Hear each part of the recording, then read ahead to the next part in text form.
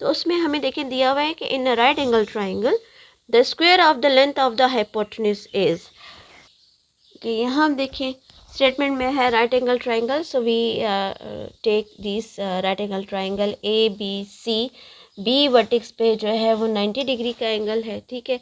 सो B vertices के opposite side जो है दैट इज़ एच, इसको हम लेबल कर देंगे बी, ठीक है। और ये है एच, ये ए के ऑपोजिट साइड को हम स्मॉल ए ले लेंगे और सी के ऑपोजिट साइड को हम स्मॉल सी कंसिडर कर लेंगे, ठीक है। अब ये तो हमने लेबलिंग कर दी, तो गिवन में आपने यही सारा कुछ लिख देना है कि in right angle triangle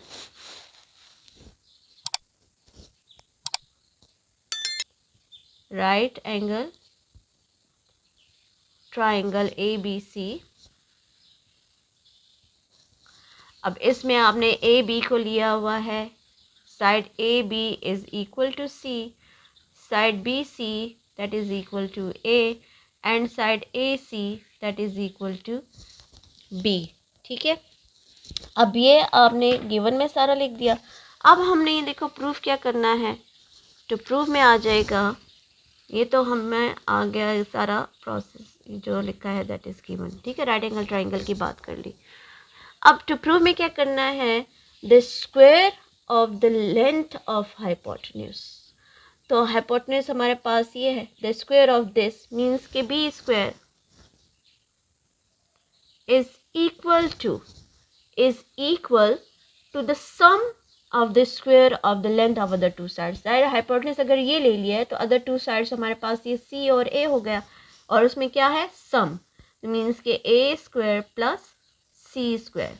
it is called Pythagoras theorem, कि जब भी हमारे पास राइट एंगल ट्राइंगल होगा, पाइथागोरस थ्योरम हमेशा राइट एंगल ट्राइंगल में ही हम प्रूव करते हैं, तो जब भी हमारे पास राइट एंगल ट्राइंगल होगा उसमें हाइपोटेन्यूज साइड की जो लेंथ है उसका square must be equal to the sum of the square of the other two sides, ठीक है। so it is called Pythagoras theorem and we are going to prove this, ठीक है।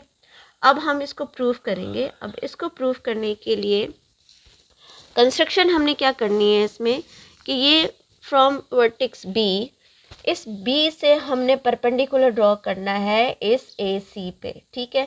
तो जब हम इस पे परपेंडिकुलर ड्रॉ करेंगे, ओके अभी देखिए परपेंडिकुलर जब आपने ड्रॉ कर दिया और यहाँ हम लेबलिंग कर देते हैं इसको डी। अच्छा ये तो हमारा हो गया ये बी, ठीक है, ये आ जाएगा पॉइंट डी। सो कंस्ट्रक्शन में हमने क्या किया, draw B D perpendicular on A C. जब परपेंडिकुलर ड्रॉ कर रहे हैं तो मीन्स कि ये 90 डिग्री का एंगल बनेगा और ये भी जो है वो 90 डिग्री का एंगल बनेगा, सही। सो कंस्ट्रक्शन हो जाएगी इसमें,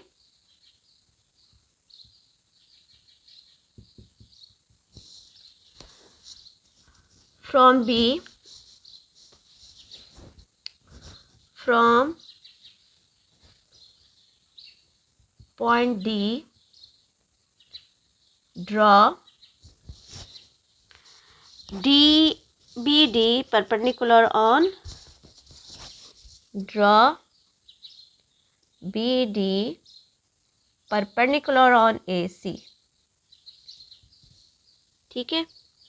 और अगर आपने परपेंडिकुलर ड्रॉ कर लिया तो अब उसमें देखें लेट बी डी जो है, इस बी डी को हम ले लेते हैं एच, ठीक है।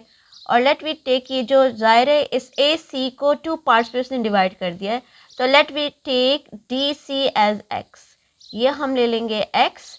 तो अब ये देखिए फुल साइड हमारे पास ये जो है वो बी है, तो इस फुल साइड में से इस A C, because A C is the sum of A D plus D C है, ठीक है। हमने क्या लिया है, ए सी को बी लिया हुआ है और ए डी को हमने एक्स ले लिया, तो what about this D C, तो फिर डी सी क्या होगा।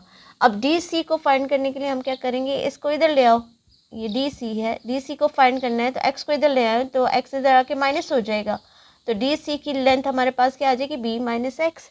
मीन्स कि इसके होल में से इस पार्ट को जब हम माइनस करेंगे तो हमें ये इसकी लेंथ देगा, मीन्स कि ए डी जो है वो क्या आ जाएगा, बी माइनस एक्स, ये हमारा बी माइनस एक्स हो जाएगा। अगर ये फुल साइड एक्स है तो ये हमारे पास साइड जो है वो बी माइनस एक्स हो जाएगी, तो मैं यहाँ लिख लेती हूँ बी माइनस एक्स, ये हमारे पास साइड आ जाएगी बी माइनस एक्स की। ठीक है, ये हमने डिवाइड कर दिया। ये सारी लेबलिंग जो है वो आपने यहाँ पर कंस्ट्रक्शन में लिख लेनी है। लेट के डी सी जो है वो that is equal to X and A D जो है that is equal to B minus X. ये सारी इंफॉर्मेशन आपने कंस्ट्रक्शन में लिख देनी है। ठीक, अब हम जाते हैं स्टेटमेंट और रीजंस की तरफ और इसको हम सिमिलर ट्राइंगल्स जो है वो प्रूव करेंगे, क्योंकि सिमिलर ट्राइंगल्स की हेल्प से हम मिस पाइथागोरस थ्योरम को प्रूव कर रहे हैं।